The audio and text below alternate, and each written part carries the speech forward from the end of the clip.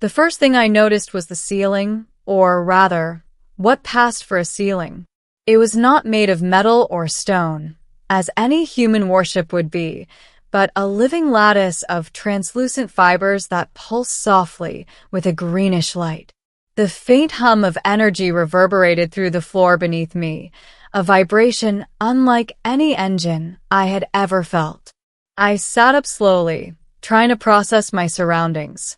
My head throbbed, my vision blurred, and every instinct screamed that I was no longer on Earth.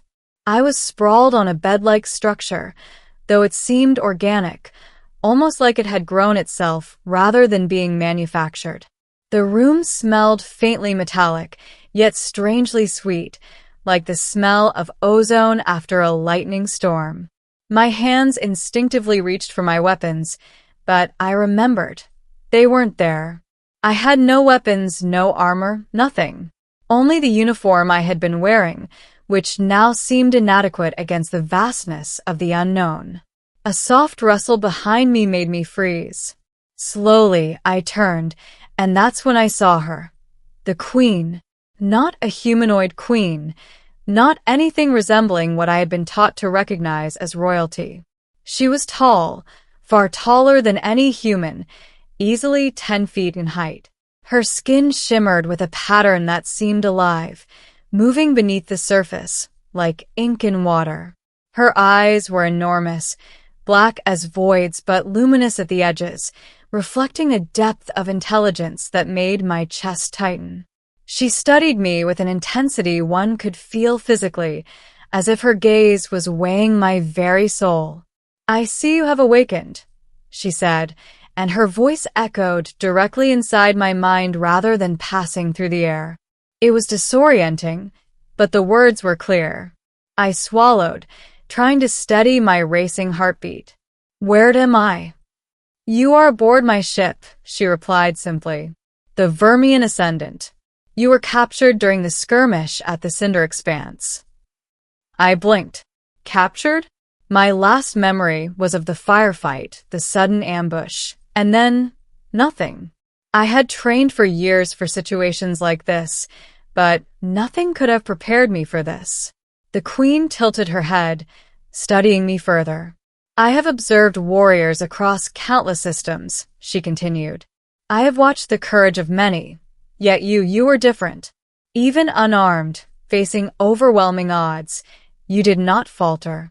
That is why you are here." I wanted to argue, to remind her that I was nothing special, that I was just a soldier, just a human, but the words died in my throat. There was something about the way she said it that left no room for denial. Before I could recover, the room shifted. Walls, if they could even be called walls, glowed and undulated, forming a pathway that led me toward another chamber. I had no choice but to follow. Each step I took sent faint ripples through the floor, as if the ship itself acknowledged my presence. The next chamber was vast, impossibly so. I felt like a tiny insect crawling across a living cathedral. At the center of the room, hovering above the floor, was a sphere of light, rotating slowly. Around it, several of the Queen's warriors, tall, imposing, and equally alien, stood at attention.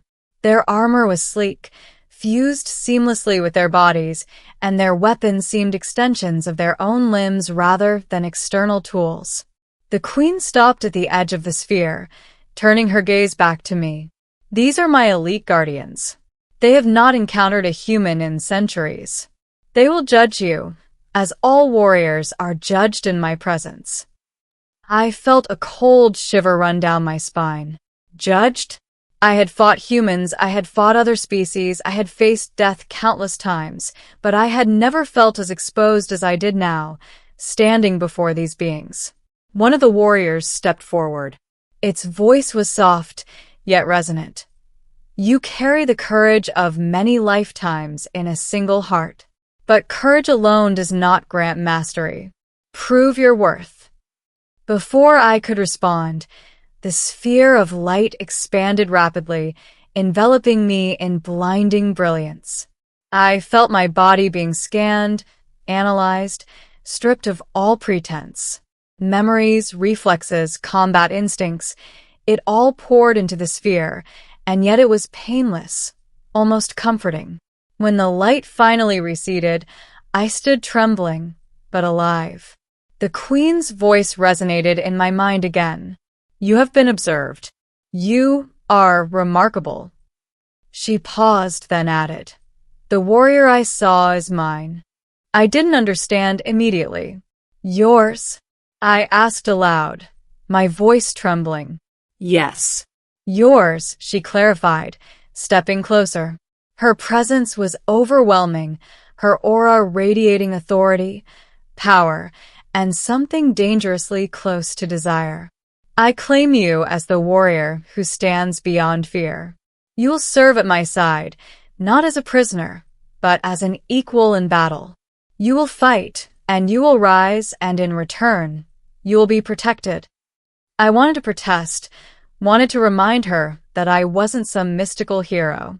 But even as the words formed in my mind, I realized she wasn't asking me to choose. She had decided, and resistance would be meaningless. The following days, or what I assumed were days, time passed strangely aboard the Vermian Ascendant, were a trial like no other. I was trained by the Queen's elite warriors, each session pushing me beyond human limits. My body adapted quickly, my reflexes sharpening, my mind opening to ways of thinking I had never imagined. The ship itself seemed alive, guiding me, nudging me toward mastery. Yet, despite the rigorous training, I noticed that the Queen observed me constantly, her presence a quiet shadow that never left my mind. Sometimes I would catch her studying me while I sparred, her expression unreadable. Other times, she would appear suddenly, offering advice or instruction that was at once cryptic and illuminating. One evening, I found myself standing on a balcony overlooking a nebula so vast and colorful it defied description. The Queen appeared beside me, her enormous form dwarfing mine. You have changed, she said, almost approvingly. The warrior I claimed is no longer just a human who faced death. You are becoming something more. I hesitated. Something more than human? She smiled, a gesture that was more felt than seen, a resonance in my mind rather than movement of lips. Yes. Humans are resilient, adaptable. But I see in you the spark of something that even my species has not mastered. Courage, determination, the ability to inspire, it is rare. You carry the essence of a leader, a conqueror, a protector. I swallowed. Her words were intoxicating, yet they carried a weight I could feel pressing on my chest. I don't know if I'm ready for that. You will be, she replied simply. But first, you must understand what loyalty means, not just to me, but to all those who depend on you.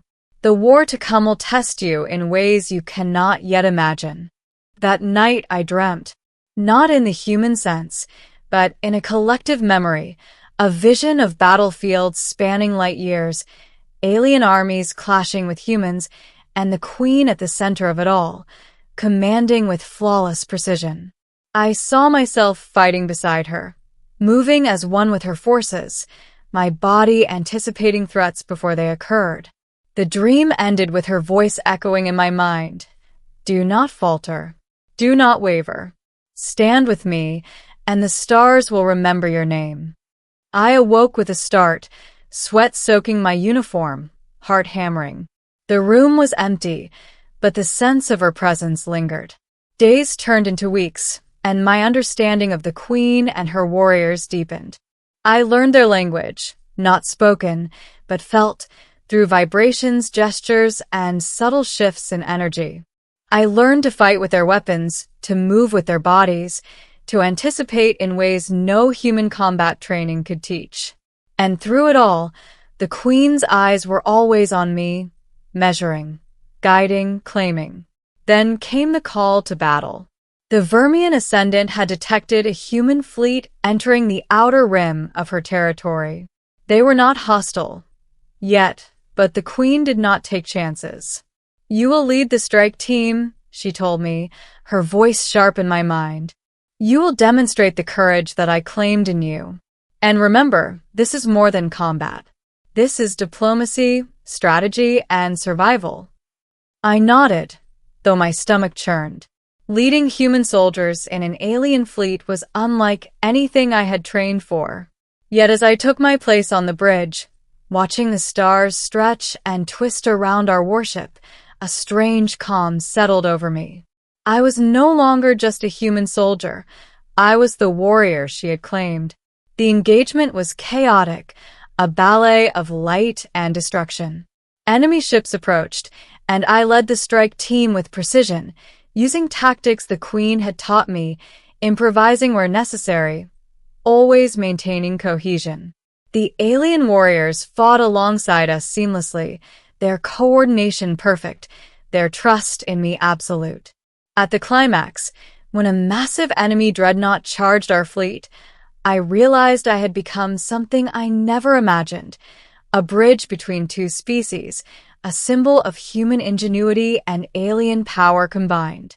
With a final coordinated strike, the enemy ship was neutralized, leaving the battlefield silent, but for the hum of our engines. The Queen appeared beside me again, her form illuminated by the dying glow of battle.